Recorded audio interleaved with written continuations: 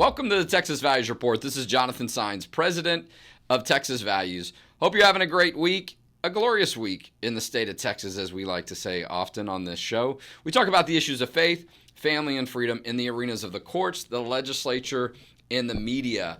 I've been on the road a little bit this week, and that will be the same next week as well. There's a lot of things going on around the state related to elections, related to policy matters that we're involved in. And so, I'm a kind of guy, I get bored if I'm sitting in my office a long time and I'm not always that productive. So I do a little bit better when I'm out and about, and I love interacting with people. And as you know, I say a lot on the show, government belongs to those who show up, right? So we got to show up different places to get good things done. So we're going to talk a little bit about some of that today, some of the issues going on, the elections that are happening right now. I know there's a lot of focus on the presidential. There's a lot of focus on the Senate race here in Texas. Ted Cruz running for re-election. But there's some big races going on right now that sometimes will be under the radar. Also, the Republican Party of Texas has its convention towards the end of May. I'll talk a little bit about some of the candidates that are running for that chairman seat. And big news from the U.S. Supreme Court yesterday on a pro-life issue. And the NCAA may be taking an enormous vote today or some action if they can get their head straight on making it clear that men competing in women's sports is a bad idea. And that's what people from the left and the right are saying now. It's not a partisan issue. But someone who knows a lot about these issues and has got a great product that helps educate voters about these types of things is our good friend Don Stroud. Don is the Director of Strategic Operations for iVoterGuide, which is a project now of American Family Association.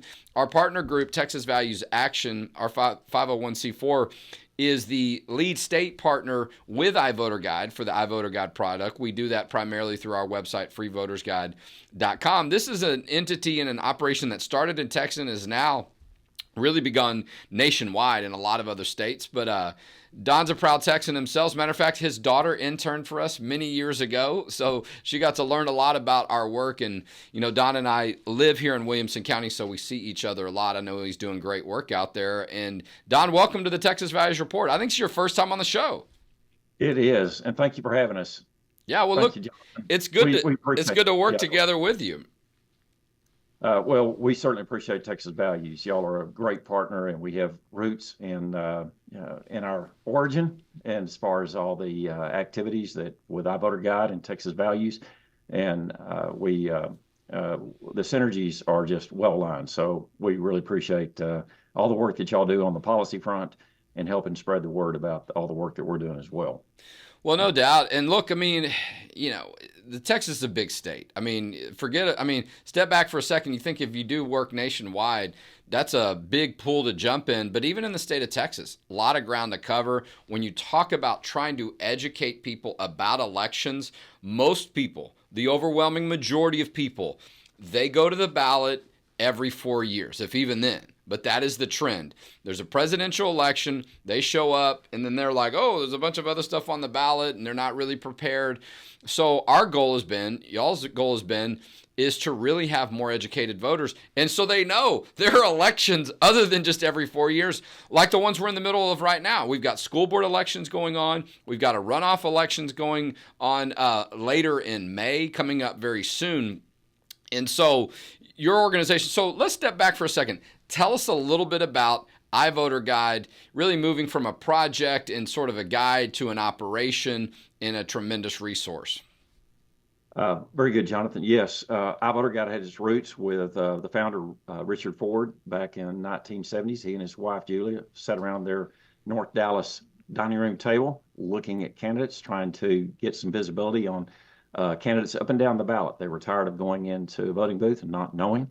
And they would gather friends around and look to see how these candidates, where were they on the conservative to liberal spectrum, looking at voting records and just diving deep into the data. And that just continued to grow. He got a lot more traction over the years, formed a 501c4 organization, and put out a statewide voter guide, or covering all the statewide candidates, and certainly those that were in his particular congressional or state legislative district.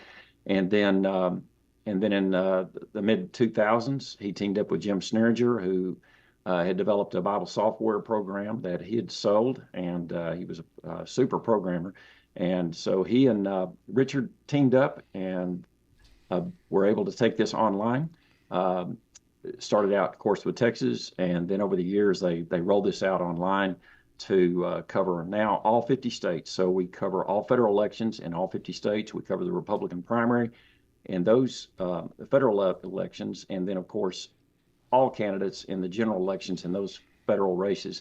And then in 36 states, we go down ballot to cover all the statewide and all the state legislative races in their primary, Republican primary, special elections, runoffs, and then, of course, all candidates in those state legislative and statewide races in the general election. And then increasingly over the last 4 years, about 3 years, we started a focus on school boards, and we have a team devoted to that. We've also been expanding and increasingly covering judicial races. So we expect to evaluate over 13,000 candidates this year. Wow. And over 5,000 races. So it's a significant undertaking, and we couldn't do it without great partners like Texas Values. Well, obviously, it's hard to imagine there's anybody else that's covering that much ground. I mean, there may be, we were talking about this offline, entities like League of Women Voters who tries to, convince people that they're not partisan. I mean, it's such a leftist organization. I don't know that it always was, but it certainly is these days. But, look, there's people that have tried this. We see it over the years. Sometimes it comes and goes. There's a voter guide, this, and, this entity or whatever. And that's not to say anything negative about past efforts. But it's not an easy thing to do. As a matter of fact, the way that Texas Values first got involved with partnering with iVoterGuide when Richard Ford was still very active, our late friend who passed away a couple of years ago. As a matter of fact, Texas Values is sort of a part of that lineage, if you will, because Richard Ford started Free Market Foundation. I was a member of that team. Kelly Shackelford ended up leading that group, and I was a part of that team. And then from that, board members of Free Market Foundation came together to help start Texas Values, and then we became independent with Shackelford still on our board. But, I remember we had a voter guide before, Don, that was basically a newspaper, right? And it was, I don't know how many pages, 20, 30 pages, and you had to look all through it. Where's my rep? And maybe you got lucky and you remembered your district number or something, and you remembered who ran before. So, but that's all we really had. And I remember we started our organization with about 350,000, and Kelly was like, hey, I think you guys should, we should sort of give y'all the voters guide effort, and that should be what y'all do, which made a lot of sense because his organization was going national. We're going to stay focused on Texas. And I was like, Kelly, that's a $250,000 project. And most of the cost was shipping this newspaper because it was so heavy, right? You get it in boxes. We'd send it to churches and all this kind of stuff. And so David Walls, our former vice president at the time, we were like, man, we got a budget problem. And iVoterGuide came around, and I'm not going to say what the number was because I don't remember if that's supposed to be confidential or not. It was a lot less than $250,000. And we were like, sold, okay? But it was innovative at that time, 10, 12 years ago. But, we looked at it as a budget issue, but also we felt like things are moving in that direction. Now you go into the ballot box. I don't know, I guess they don't let you do this now. It's silly to me, but you can walk up there and you're holding your phone. Okay, tap in your address. Boom. It populates your voter guide for you, even down to the school board races, which are going on right now. So let me back up for a second. Right now is the first week. Well, it's actually 1 week of early voting. So, a little bit over the week. I'm sorry. April 22nd through April 3rd.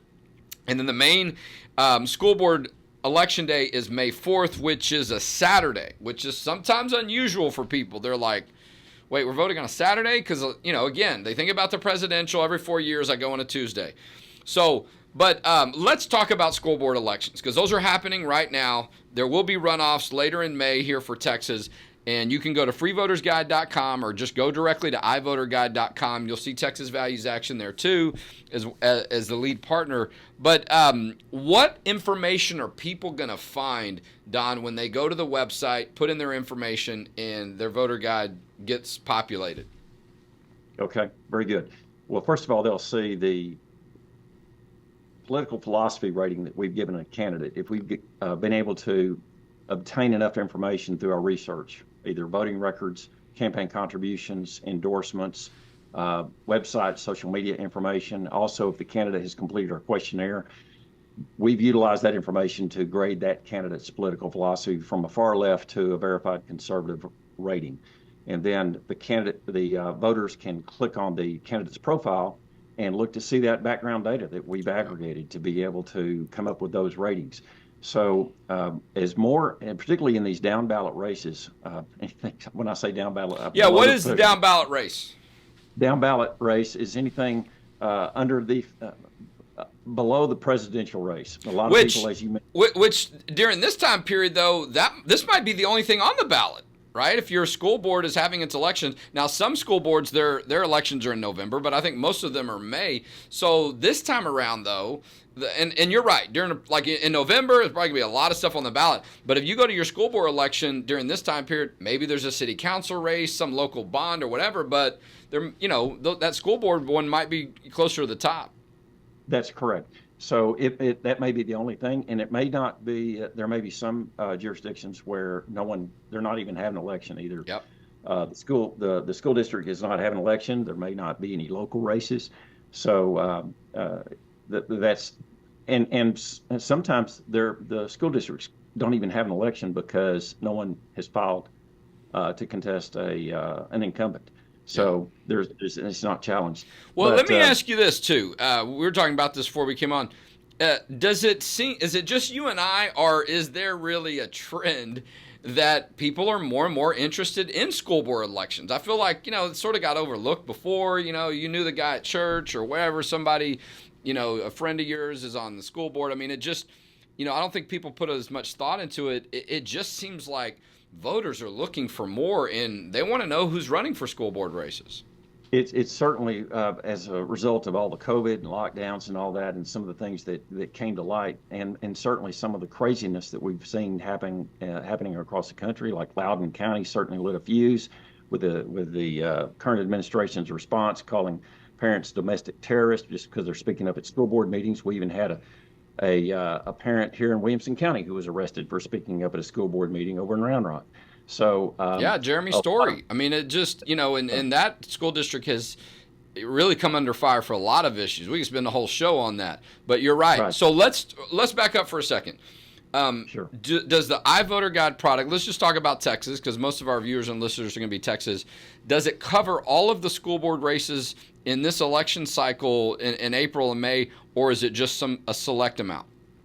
It's only a select few. So we have 13 school districts we've targeted for this May, and that's 52 candidates across 21 races in those 13 school districts. So we have 7 school districts up in the Dallas-Fort Worth area. We have 4 down in the Houston area, and I think 3 here in the Austin area: Eanes, Lake Travis, Dripping Springs, and then up down in the Houston area, there's Clear Creek, Pearland, Spring Branch, and Katy.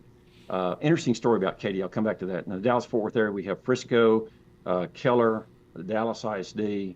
I'm drawing a blank off, but they're you can look on the website that and look at those races that we're covering in the DFW area.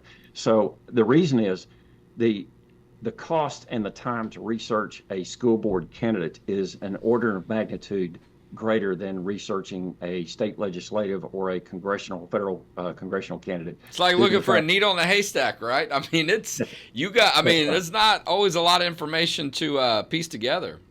Right, and we have to be very strategic in how we allocate our resources. So we're looking for those school districts that are bellwether and that can have a huge impact on a fairly significant student population. Yep. Just, for instance, the Katy and the Cypress-Fairbanks, Fairfield school districts alone, that represents over 200,000 students. Wow. And come back to Katy for just a moment. So last year, before the May elections last year, it was a 6-1 liberal majority on the Katy ISD. Victor Perez was the president of the school, was on the school board, and then conservatives elected 3 more and got a 4-3 majority in Katy. And then last August 28th, they had a school board meeting, passed a policy that prohibited the school district from withholding vital information from parents. It was a complete transparency bill. The school districts could not withhold if they were calling a student by their preferred pronoun. And none of this, the gender ideology got turned on its head. So that was a 4-3 majority. And one of those candidates last year that won in Katy won by less than 300 swing votes.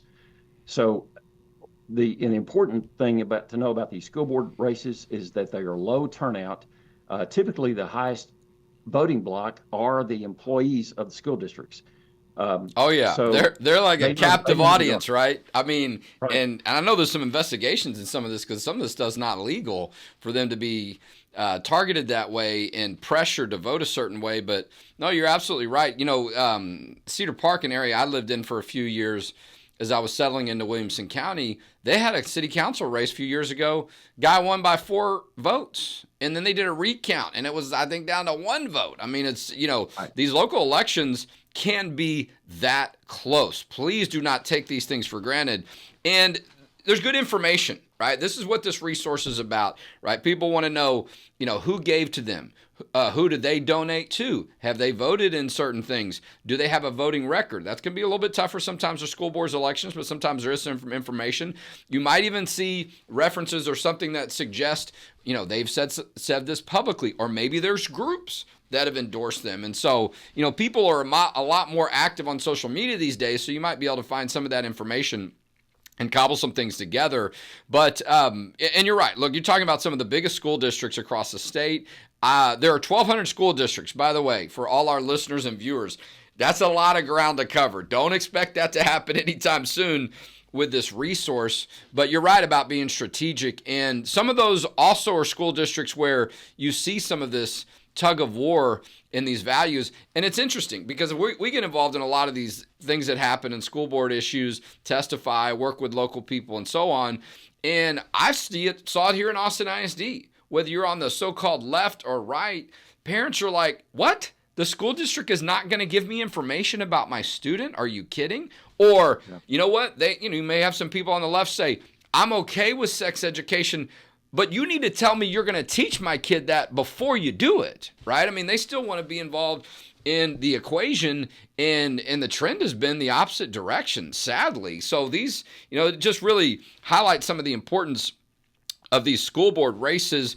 What is allowed over time for y'all, iVoterGuide, to add more school districts? So if people are saying, well, I want my school districts to be included next year or moving forward, do you see anything there that suggests for people to be thinking, okay, reach out to iVoterGuide staff, or what is it that, and I know you mentioned some of that already, but is it fair to expect that there'll be more school districts, the next cycle and on? Is that the trend? Yes, that is certainly the trend, and we want to, and we have to make sure that we've got boots on the ground. We need to have pastors and churches involved, and they can make a huge difference. Just one congregation, just a small congregation, can make a difference in the outcome if they just are aware. And so our intent is to educate and equip voters. An informed voter is a motivated voter, and so many people have not voted in these school board elections or these local elections because they say, well, I don't know anybody. It's nonpartisan. I don't know who the candidates are, so I'm not going to vote. I'm going to let those that are in the know vote. Well, the people who are in the know work for the school district. So what we want to do quite is often provide visibility. And we can't cover all obviously, John, you mentioned 1,200 school districts, and those are all over the map as far as which the sequence in which they have those elections. That's right. Every 2 years, 3 years, every school district is a vote on its own bottom as far as when they have their elections and how many are up for election and what the staggering. So it's important for voters and for those that are plugged in with Texas values to get informed about when elections occur in your local school district, because we can't cover them all. But we do have a resource on our website, and Jonathan, about do we have a graphic, by the way, Ashley, of the website, just so people can see what it looks like if they want to go there? Let me see what we've got. Okay. We've got the churches and elections graphic, but it's real simple. iVoterGuide.com. Go ahead, Don. Yeah. I was going to mention we have a really simple, quick read. It's an ebook. It's about 12, 13 pages. It's called Whose Side Are They On? What Your Local School Board Candidates Really Believe. And so it has some very practical tips that you can use and some sample questions that you can use to address. They're open-ended questions. Ones you can get some visibility on what candidates. You can pose that to your candidates and they're accessible. That's one thing that people need to realize, that a lot of these candidates are accessible. They're local, they're grassroots, they're going to be knocking on your door. There may be candidate forums. So it's truly grassroots and local, and they have a huge impact on our culture and the policies that they set in school districts, even more so than a lot of the other upper level office holders at the state and state. And, look, I mean, school board elections typically are quote unquote nonpartisan. So when you go to the ballot, you're not going to see an R or a D or Republican or Democrat or, Green Party or whatever next to someone's name. And a lot of times candidates sort of hide behind that. I remember I was voting in a local election when I lived down in Buda, south of Austin, and I was new to the area, still trying to get to know people. And, candidates were holding their signs as I was walking in. So I was like, oh, okay, well, maybe I can ask them a question. And so one of the candidates, I asked her, I said, okay, you're running, I don't remember if it was school board or city council. I said, who'd you vote for president? And she was like, her mouth dropped. She didn't want to answer. And I'm like, what? I mean, you're out here, you're talking to, that could tell me a little bit about you. And so, that was not a question she wanted to answer. And so sometimes it can be difficult, but you go to the ballot, the polling places, you see these people out there, ask them some questions. Maybe you want to avoid them. I don't know what your people's approach is, but sometimes that's the only way you can get good information, unless you go to iVoterGuide.com and get some of those resources. It's legal for churches to talk about, hey, there's an election. Go out and vote. Get informed. We've got a great resource on our website, Churches and Elections. People can check that out. Don, we're almost out of time. I know you've got work to do between now and so early voting is April 22nd, started on Monday through Tuesday, April 30th for school board elections in Texas, most of them. Saturday, May 4th is main election day. We've got runoff elections that start May 20th. There'll be a lot of activity also leading up to the Republican Party having its state convention late in May. A busy 4 to 5 weeks. So, but thank you for all the work you're doing. Debbie and Corey and all the great people there, Beverly, that are part of this work, because we certainly have more information now than we used to, and I think that's a good thing.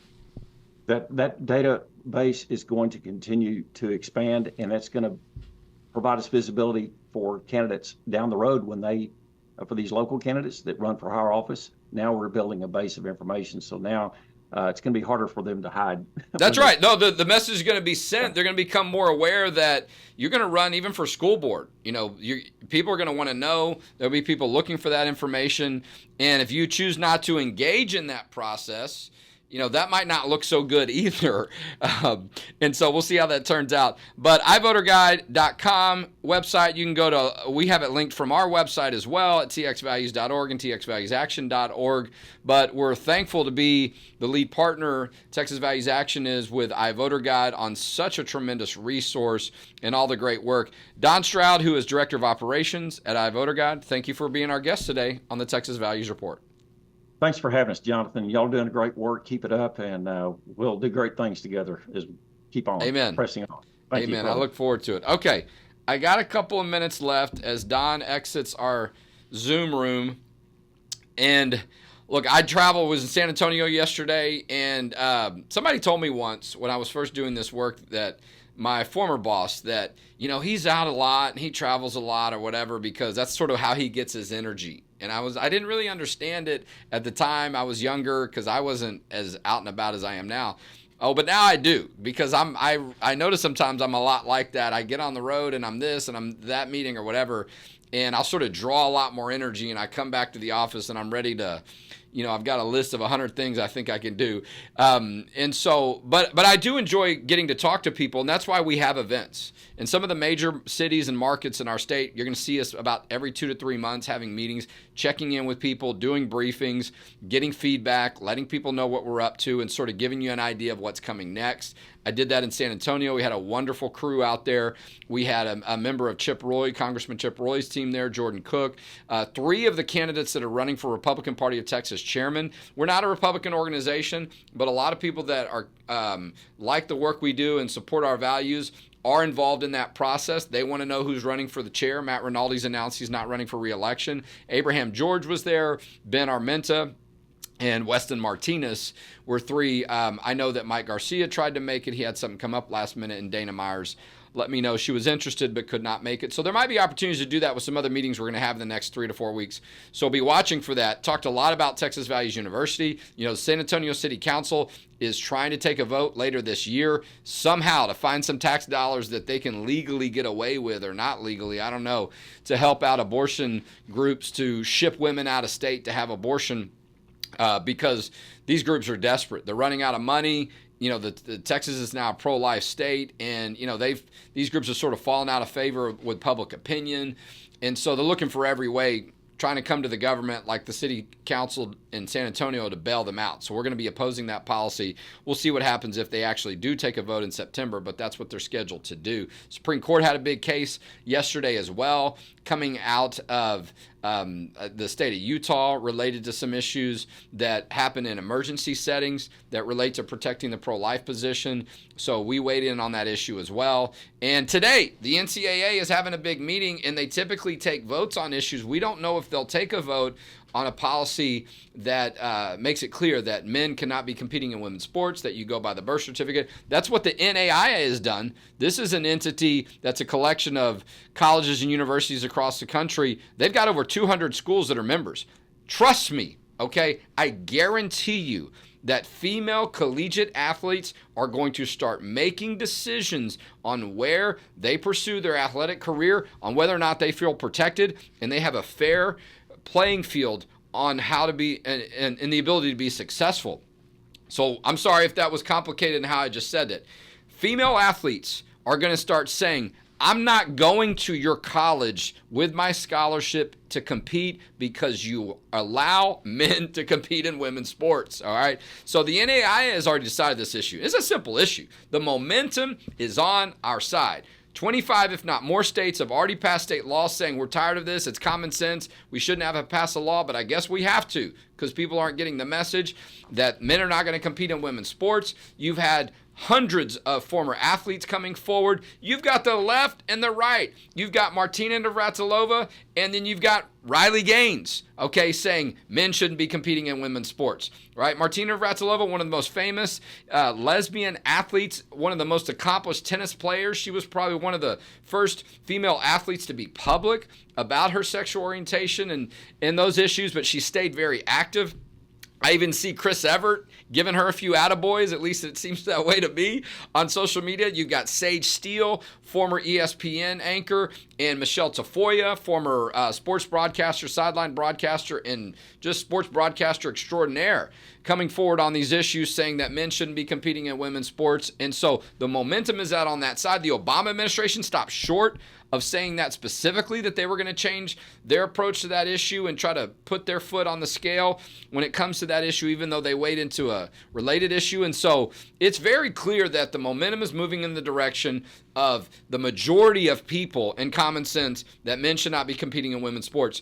Justice delayed is justice denied. The NCAA should do the right thing today, or their days are going to be numbered, in my opinion, if they don't come to their senses. They already lost one board member over this issue. So we're going to see. We're going to be putting an action alert out there, and our hope is that the NCAA will take a vote today and make it clear that they're not going to continue to allow men to compete in women's sports. So some good stuff on that. Hey, listen, we're going to be at the Republican Party of Texas State Convention because we know a lot of people that care about our values are going to be there, talk about some of the work we're doing. We got events coming up that we're going to be scheduling in different parts of the state. Granbury, look out. Midland, we're going to be doing something in Collin County again. Houston, we're coming to see you, all right? Spring, Tomball. So check for those. But the big event is in September 13th and 14th, our policy forum. Tom Oliverson, who announced that he's running for the Speaker of the House in Texas, going to be one of our keynote speakers. We're going to have one of the former NCAA board members, Bill Box, going to be there talking, and a number of great people. Will continue to announce more speakers and names coming up soon. So get your tickets now, all right? And listen, the other thing is our budget cycle ends at the end of June. We've got a lot of money that we need to raise to cover our increasing expenses on some of these issues we're getting involved in that we're having success in. So please consider that 501c3 tax-deductible donation today. Go to txvalues.org. You can support projects like Texas Values University and much more. And that's how together we'll protect faith, family, and freedom in Texas. And we'll talk to you next week on the Texas Values Report.